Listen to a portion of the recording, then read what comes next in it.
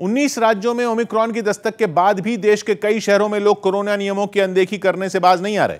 ऐसे हालात तब हैं जब गृह मंत्रालय ने सभी राज्यों को सख्ती बरतने के निर्देश दिए हैं। इसके बावजूद अलग अलग शहरों से हैरान करने वाली तस्वीरें सामने आईं। गुजरात के महसाणा में बीजेपी नेता अल्पेश ठाकोर ने पदयात्रा निकाली तो सैकड़ों लोगों की भीड़ उसमें जुट गई, जिसमें कोरोना नियमों का मजाक बनता दिखाई दिया। इस भीड़ पर ड्रोन से फूलों की बारिश भी की गई। इस दौरान कई लोग आसपास के मकानों की छतों पर भी दिखाई दिए। इसी तरह की तस्वीरें वडोदरा से भी सामने आईं। वहां महिला एवं बाल विकास मंत्रालय ने एक कार्यक्रम का आयोजन किया, जिसमें कई लोग शामिल हुए। इस दौरान हॉल में जिन सीटों पर कोरोना के खतरे की वजह से बैठने पर रोक लगाई गई थी, उन पर भी लोग बैठे नजर आए। वहीं सुरेंद्रनगर जिले में सरपंचों का एक कार्यक्रम रखा गया, लेकिन वहां भी एक साथ कई लोग दिखाई दिए। इस बीच एक और चौंकाने वाली तस्वीर बोटाद से सामने आई। वहां एक दिन पहले एक क्रिकेट मैच का आयोजन किया गया था और जब ये मैच खत्म हुआ तब जीत का जश्न मनाने के लिए स्टेडियम में बैठे सैकड़ों दर्शक मैदान में आ गए और इसके बाद उन्होंने मैदान में ही काफी देर तक डांस किया। गुजरात के अलावा कोलकाता में भी ओमिक्रॉन के खतरे को नजरअंदाज किया गया और वहां 2 दिन पहले क्रिसमस का जश्न मनाने के लिए सड़कों पर भारी भीड़ जुट गई थी, जिसका वीडियो सोशल मीडिया पर वायरल हो गया। सामने आई तस्वीर में दिखा कि इस त्योहार के लिए एक इलाके में खास तैयारी की गई थी। वहां की इमारतों को रंग बिरंगी रोशनी से सजाया गया था, जिसे देखने के लिए बड़ी तादाद में लोग वहां जुटे थे। इसी तरह देश के कई दूसरे शहरों में भी कोरोना के खतरे की अनदेखी की तस्वीरें सामने आईं। हालांकि ओमिक्रॉन के बढ़ते मरीजों की वजह से मुंबई में पुलिस ने सख्ती बढ़ा दी।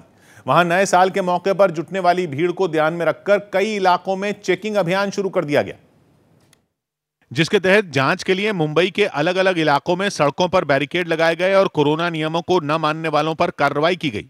एक इलाके से सामने आई तस्वीर में दिखा कि बिना मास्क के गाड़ी चला रहे कई लोगों को पुलिस ने पकड़ लिया। इसके साथ ही जिन लोगों ने मास्क सही ढंग से नहीं पहना था, वो भी पुलिस की नजरों से नहीं बच पाए। कुछ जगहों पर लोग इस कार्रवाई के विरोध में पुलिस वालों से बहस करते भी नजर आए। हालांकि पुलिस की सख्ती के आगे उनकी एक न चली। इस बीच कई बड़े पुलिस अधिकारी इस अभियान की निगरानी करते दिखाई दिए। खबर है कि नए साल के मौके पर 47,000 से ज्यादा जवानों की तैनाती मुंबई की सड़कों पर की जाएगी, ताकि कहीं भीड़ इकट्ठा ना हो। वहीं बच्चों को वैक्सीन और प्रिकॉशनरी डोज पर भी कुछ अहम जानकारी सामने आई।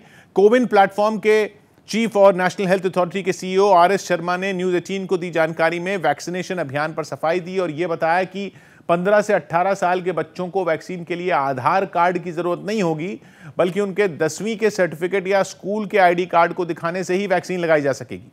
यह भी साफ किया गया कि बच्चों के लिए ऑन साइट रजिस्ट्रेशन का विकल्प भी होगा। मतलब यह कि बच्चों को वैक्सीन के लिए बिना कोविन ऐप पर रजिस्टर किए सीधा वैक्सीनेशन सेंटर पर पहुंचा जा सकेगा।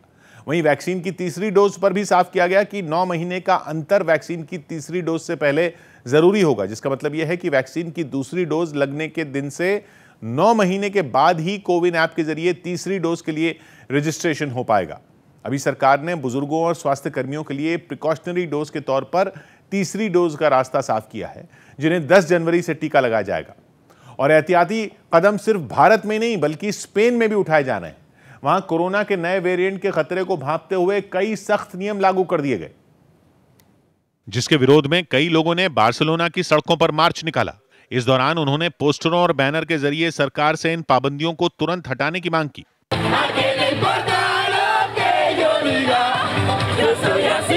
इस प्रदर्शन में शामिल कई लोग तो इस बात से बेहद नाराज दिखे कि सरकार ने साल के अंत में उनकी छुट्टियां खराब कर दी। उन्होंने अपना विरोध जताने के लिए न तो मास्क पहना और न ही सोशल डिस्टेंसिंग के नियम का ही पालन किया। अब बात की एक बात है कि सियासी और सरकारी कार्यक्रमों में जो भीड़ जुटाई जा रही है, उसी को देखकर बाकी लोगों को बहाना बनाने का मौका मिल रहा है और एक दूसरे को आईना दिखाने के चक्कर में हम लोग ये सच्चाई भूल रहे हैं कि कोरोना का कोई वेरिएंट हमला करते समय हमसे लापरवाही बरतने पर न तो सफाई मांगता है और न ही हम लोगों का कोई बहाना सुनता है।